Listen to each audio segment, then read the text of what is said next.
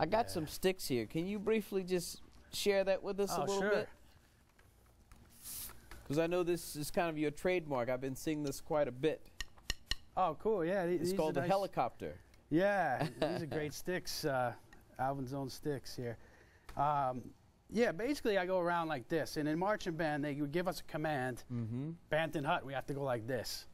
And that's all I ever used it for about 20 years. Well, I didn't use it for 20 years. I just didn't use it again. And then I started using it again and putting strokes between it like that. So that would be the 16th note version, 1 E into 2 E into 3 E into 4 E into 1.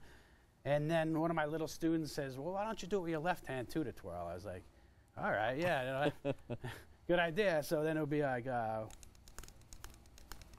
16th version. And then I started doing the triplet version where it's like a triple stroke roll kind of thing. Right, right, right, left, left, left. Stuff like that, and then throwing in the back sticking and a couple of flips, and then applying it to the drum set where it would just move around like. Yeah, because I would hear you hit the drums. Yeah. We have a little video clip that I would like to show our audience of the helicopter, right? Oh, cool. So let's take a quick look at Dan, Britt, and the helicopter.